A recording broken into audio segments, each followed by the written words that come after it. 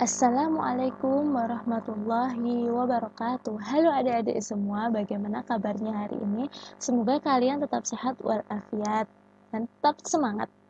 Nah, sebelum kita memulai pembelajaran pada hari ini, marilah sama-sama kita membaca basmalah. Bismillahirrahmanirrahim.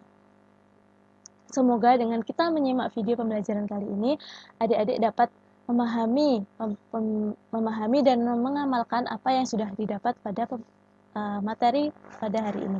Ya, insya Allah pada video pembelajaran kali ini kita akan mempelajari tentang tawadu. Sebelum kita lanjut lebih jauh mengenai tawadu itu apa, pasti di sini adik-adik juga udah pernah mendengar kata tawadu. Nah, tawadu di sini itu berasal dari bahasa Arab dan arti dalam bahasa Indonesianya itu adalah rendah hati.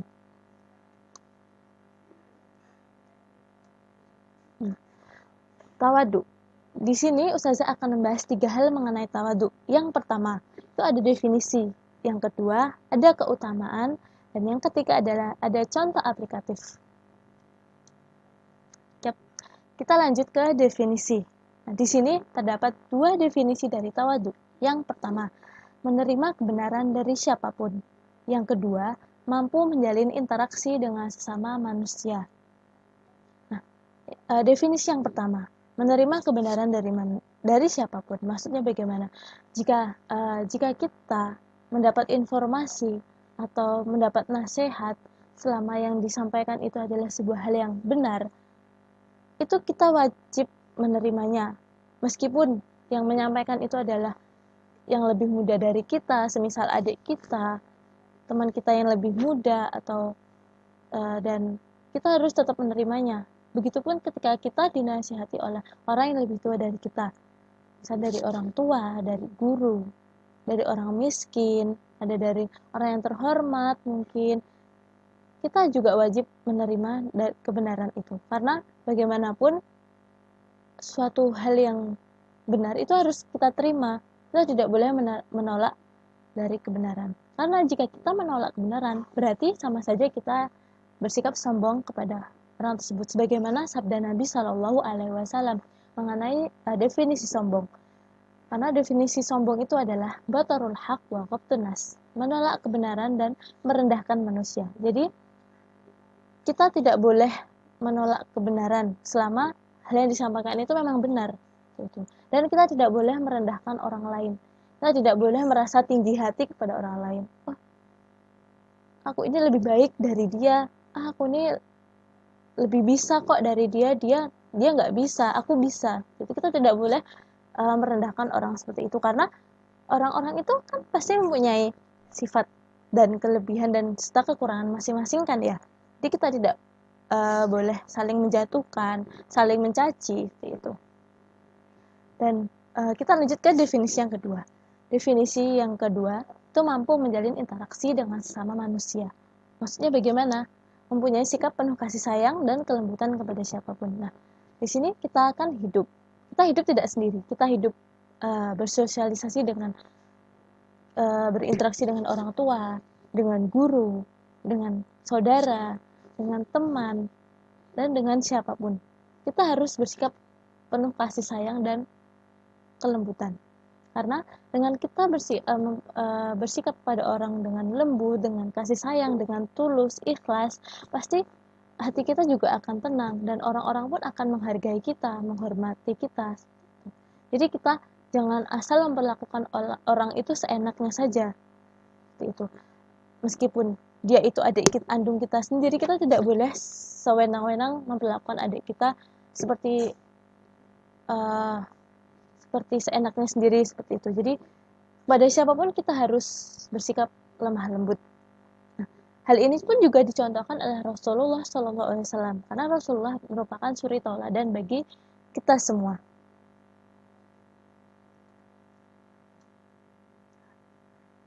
Dan seperti yang Ustazah sampaikan sebelumnya, bahwa ketika kita bersikap lemah lembut, bersikap baik kepada orang, jujur kepada orang, berkasih sayang sesama manusia, itu pasti hati kita akan senang, akan dihargai oleh orang. Gitu. Jadi uh, ketika kita bersikap tawadu itu banyak sekali keutamaan dan pahala untuk kita juga. Seperti itu. Dan salah satu keutamaan yang uh,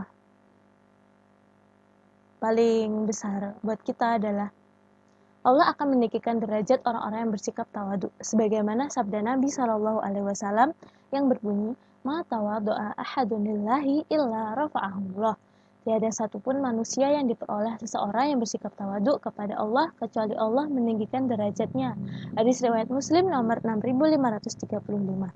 Jadi, ketika kita bersikap tawadu, bersikap lemah lembut kepada orang, bersikap jujur, ikhlas, tulus kepada orang, entah siapapun itu, baik dari entah itu orang miskin, orang kaya, adik kita, saudara kita, teman kita, orang tua kita, ketika kita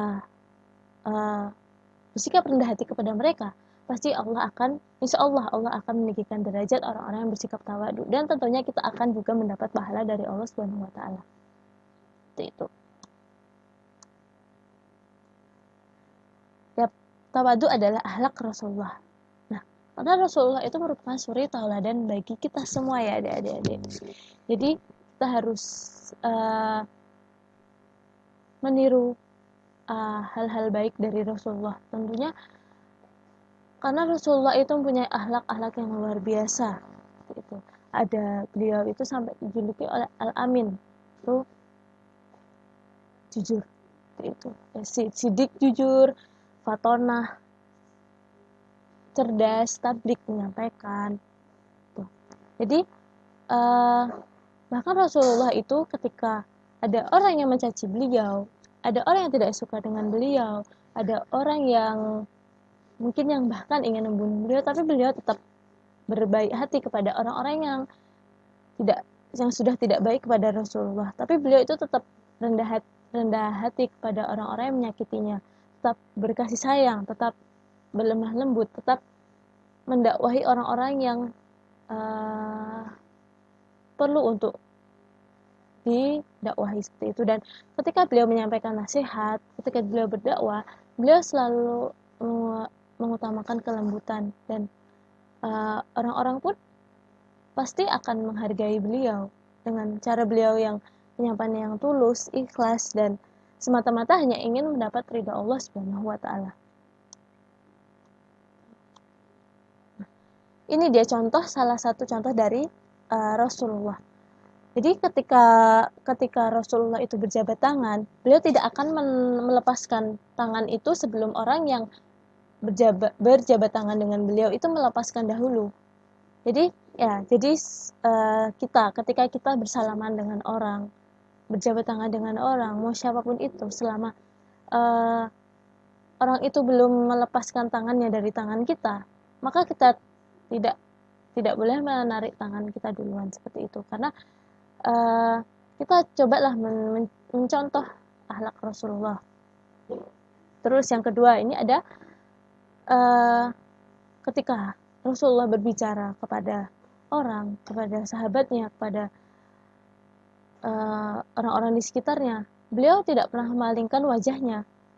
Beliau tetap melihat kepada orang yang berbicara, dan pun dengan kita juga tetap harus ketika ada orang yang berbicara dengan kita harus memandang wajahnya. Kita tidak boleh memalingkan wajah kita ke arah yang lain seperti itu. Dan yang ketiga ini adalah ketika Rasulullah itu di suatu majelis, beliau tidak akan beranjak dari majelis itu sampai majelis itu benar-benar selesai. Jadi ketika kita sedang mengaji, misalnya ketika kita sedang berada di kelas, kita tidak boleh meninggalkan majelis itu selama majelis itu masih berlangsung. Ketika suatu majelis itu benar-benar sudah selesai, kita baru boleh meninggalkan majelis itu. Dan ketika kita berada di dalam suatu majelis, kita berada di lingkungan orang-orang, kita harus tetap riang gembira, harus dengan senyuman, karena senyuman itu adalah sedekah ya adik-adik ya.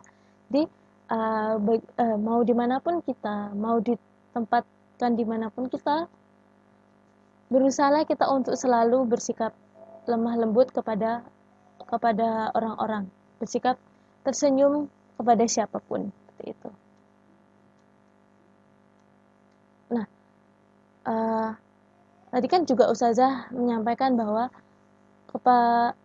harus kepada siapa sih kita bersikap tawaduk dan bagaimana kita itu bersikap tawaduk. Nah, sebelum tadi kan juga Ustazah menyampaikan bahwa kita harus kepada siapa kita harus kepada siapa kita harus bersikap tawaduk seperti itu. Nah, sebelum kita membahas lebih lanjut kepada siapa kita harus bertawaduk. Nah, tadi kan ada orang tua, ada teman, ada saudara. Nah, kita akan lanjutkan pembahasan itu di pertemuan selanjutnya ya adik-adik. Stay tune terus. Jadi untuk materi selanjutnya kita akan membahas kepada siapa dan bagaimana kita bersikap tawaduk. Itu. Sampai bertemu kembali di materi selanjutnya adik-adik. Semoga dengan kita belajar mengenai arti tawaduk, keutamaan tawaduk dan contoh dari tawaduk itu, maka semoga kita dapat mengamalkan apa-apa yang sudah kita dapat pada hari ini. Mungkin cukup itu dulu penyampaian dari Ustazah. Semoga apa yang Ustazah sampaikan semoga bermanfaat dan mohon maaf bila ada salah-salah kata. Wassalamualaikum warahmatullahi wabarakatuh.